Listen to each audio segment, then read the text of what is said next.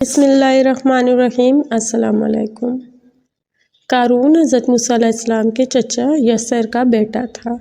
بہت ہی شکیل اور خوبصورت آدمی تھا، اسی لیے لوگ اس کے حسن و جمال سے متاثر ہو کر اس کو منور کہا کرتے تھے۔ اس کے ساتھ ساتھ اس میں یہ کمال بھی تھا کہ وہ بنی اسرائیل میں تورات کا بہت بڑا عالم اور بہت ہی ملنسار و بااخلاق انسان تھا، اور لوگ اس کا بہت ہی ادب و احترام کرتے تھے۔ لیکن بے شمار دولت ان کے ہاتھ آتے ہی اس کے حالات میں ایک دم تغیر پیدا ہو گیا، اور سامری کی طرح منافق ہو کر حضرت موسیٰ علیہ السلام کا بہت بڑا دشمن ہو گیا، اور اعلیٰ درجے کا متکبر اور مغرور ہو گیا۔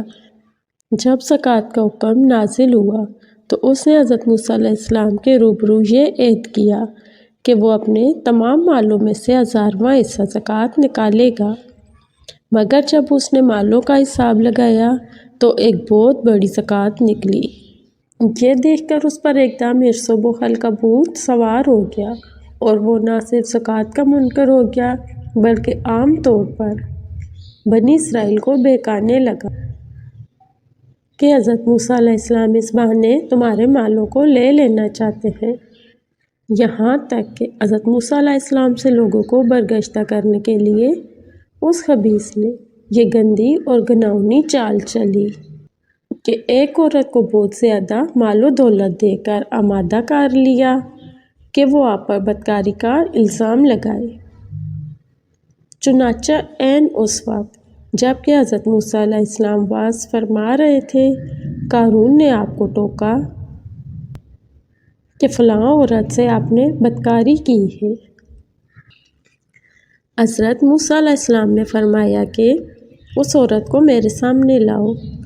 چنانچہ وہ عورت بلائی گئی تو حضرت موسیٰ علیہ السلام نے فرمایا کہ اے عورت، اس اللہ کی قسم جس نے بنی اسرائیل کے لیے دریا کو پھاڑ دیا اور عافیت و سلامتی کے ساتھ دریا کے پار کرا کر فرعون سے نجات دی، سچ سچ کہہ دے کہ واقعہ کیا ہے۔ حضرت موسیٰ علیہ السلام کے جلال سے عورت سہم کر کانپنے لگی، اور اس نے مجمع عام میں صاف صاف کہہ دیا کہ اے اللہ کے نبی، مجھ کو قارون نے کثیر دولت دے کر آپ پر بہتان لگانے کے لیے آمادہ کیا ہے۔ اس وقت حضرت موسیٰ علیہ السلام ابدیدہ ہو کر سجدہ شکر میں گر پڑے، اور بحالت سجدہ آپ نے یہ دعا مانگی کہ یا اللہ، قارون پر اپنا کہر و غضب نازل فرما دے۔ پھر آپ نے مجمع سے فرمایا کہ جو قارون کا ساتھی ہو وہ قارون کے ساتھ ٹھہرا رہے، اور جو میرا ساتھی ہو وہ قارون سے جدا ہو جائے۔ چنانچہ 2 خبیثوں کے سوا تمام بنی اسرائیل قارون سے الگ ہو گئے۔ پھر حضرت موسیٰ نے زمین کو حکم دیا کہ اے زمین، تو اس کو پکڑ لے، تو قارون ایک دم گھٹنوں تک زمین میں دھنس گیا۔ پھر آپ نے دوبارہ زمین سے بھی فرمایا تو وہ کمر تک زمین میں دھنس گیا۔ یہ دیکھ کر قارون رونے اور بلبلانے لگا اور قرابت اور رشتہ داری کا واسطہ دینے لگا، مگر آپ نے کوئی التفات نہ فرمایا، یہاں تک کہ وہ بالکل زمین میں دھنس گیا۔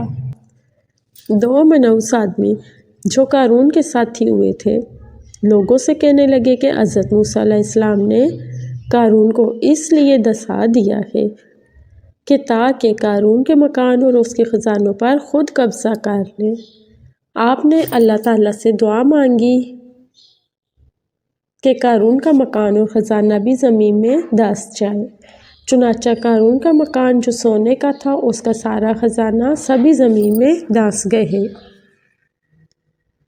قارون کا خزانہ، اس کو قرآن کی زبان سے سنیے۔ اللہ تعالیٰ کا ارشاد ہے کہ ہم نے قارون کو اتنے خزانے دیے تھے کہ ان خزانوں کی کنجیاں ایک مضبوط اور طاقتور جماعت بمشکل اٹھا سکتی تھی۔ قرآن میں ہے ترجمہ: بے شک قارون حضرت موسیٰ علیہ السلام کی قوم میں سے تھا، پھر اس نے ان پر ظلم کیا، اور ہم نے اس کو اتنے خزانے دیے تھے جن کی کنجیاں ایک طاقتور جماعت پر بھاری تھیں۔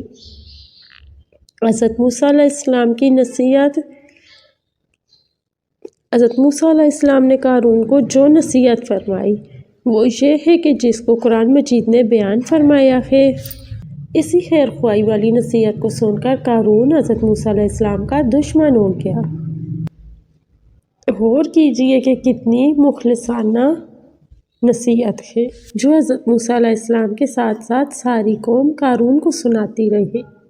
ترجمہ: جب قارون سے اس کی قوم نے کہا کہ اترا کر مت چل، بے شک اللہ اترانے والوں کو پسند نہیں فرماتا، اور جو مال اللہ نے تجھے دیا ہے اس سے آخرت کا گھر طلب کر اور دنیا میں اپنا حصہ نہ بھول، اور احسان کر جیسا کہ اللہ نے تجھ پر احسان فرمایا ہے، اور زمین میں فساد مت تلاش کر۔ قارون نے اپنے مال کے گھمنڈ میں اس مخلصانہ نصیحت کو ٹھکرا دیا اور خوب بن سنور کر تکبر غرور سے اتراتا ہوا قوم کے سامنے آیا اور حضرت موسیٰ علیہ السلام کی بدگوئی اور ایذا رسانی کرنے لگا۔ اس کے متعلق قرآن پاک میں ہے۔ ترجمہ: تو ہم نے اس کو اور اس کے گھر کو زمین میں دھسا دیا تو اس کے پاس کوئی جماعت نہ تھی اللہ کے عذاب سے بچانے میں اس کی مدد